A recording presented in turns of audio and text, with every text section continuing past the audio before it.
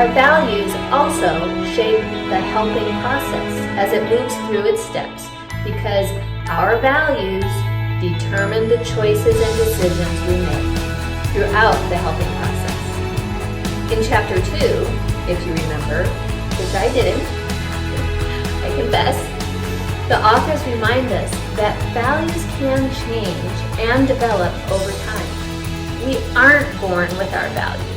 We learn different values as we grow up in our families, the cultural patterns and norms that we're exposed to, and from the influences of people around us. So, although I have had a natural predisposition for helping people all my life, that doesn't automatically mean that I understand or even possess the 5 values that make an effective helping professional. The key word here is effective. We can want to help people all day long. We can know that we're supposed to listen to people and be nice and get them to trust us somehow. But in the end, if we don't really believe and embrace the concepts behind these values, we're going to struggle to see our clients actually trust us and therefore engage in the helping process. So, what are the 5 values for effective human service professionals? The first really important value for us as human service professionals is the value of acceptance. The authors of our text, Woodside and McClam, define acceptance as the ability to be receptive to another person, regardless of their appearance or behavior. Carl Rogers, a humanist psychologist, calls this practicing unconditional positive regard. Now, it doesn't mean that we have to like the person or approve of what they've done. It does mean that we respect the person as a human being with agency to choose how they will respond to their own situation. Stephen Joseph in Psychology Today explains that unconditional positive regard is valuing the other person as doing their best to move forward in their lives constructively and respecting that person's right to self-determination no matter what they choose to do. So we don't judge them as right or wrong.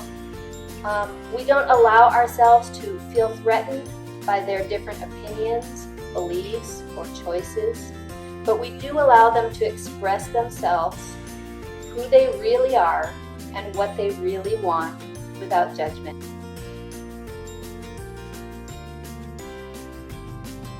Our second value as human service professionals is tolerance.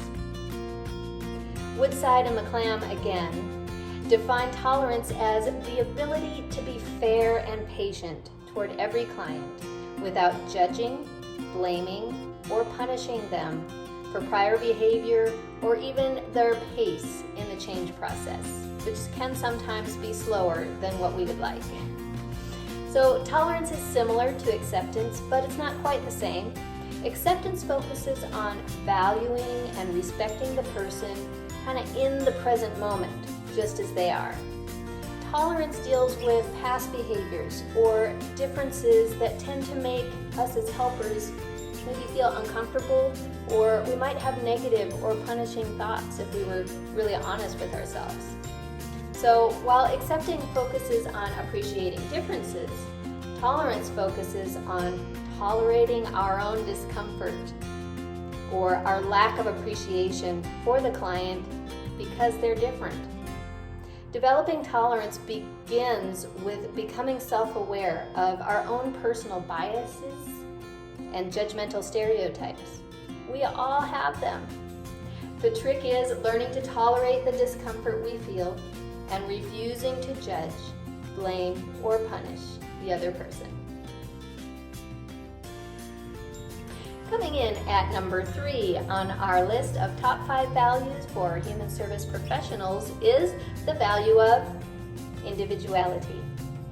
This is the attitude of recognizing and appreciating the differences in people other than ourselves.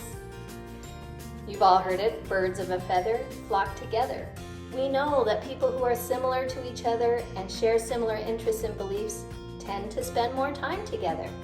It's just human nature to hang out with people who are the same as you. Honestly, it just feels comfortable. We are hardwired with a desire to belong and to be accepted in groups. This is not saying that there's anything wrong with hanging out with people who share the same interests or goals or who have similar beliefs and values. That's natural.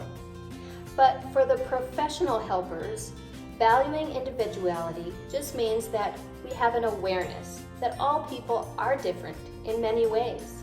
Even if they come from the same group, they still have different lifestyles, different assets, abilities, problems, feelings, different cultural and family backgrounds.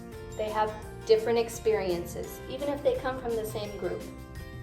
So instead of assuming that certain people all feel the same way or all have the same experience, or perhaps a client comes in and you feel like you already know what their experience is and what their problem is, when we value individuality, it means that we have a sense of curiosity and actual enjoyment as the client who's sitting in front of us begins to reveal their unique individuality.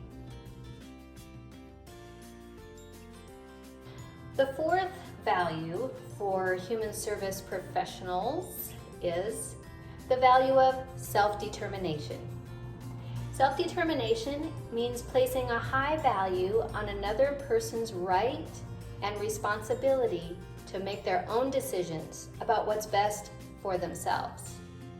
Self-determination is based on the belief that people are born as free agents who must choose their own way in their lives.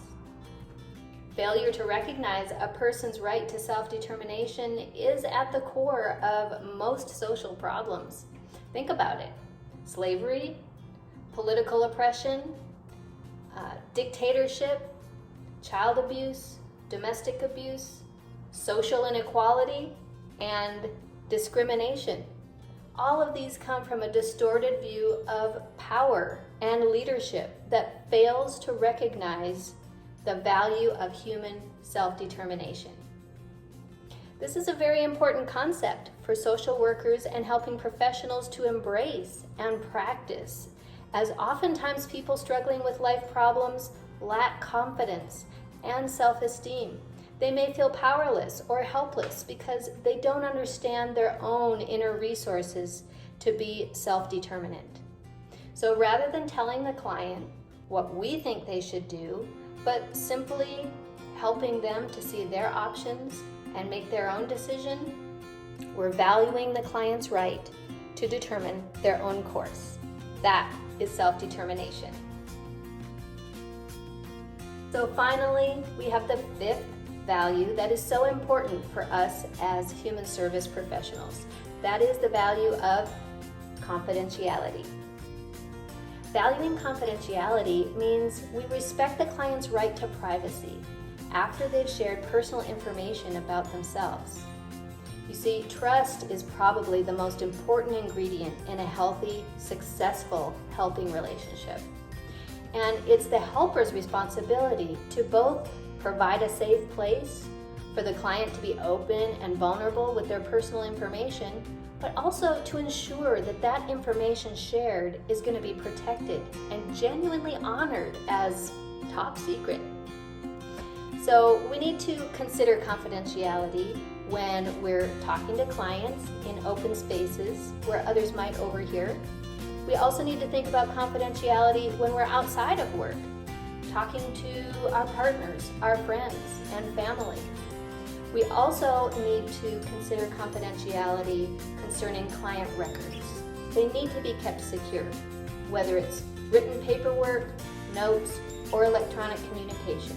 That's all a part of confidentiality, and it's so important if we want to be successful and effective helpers for our clients.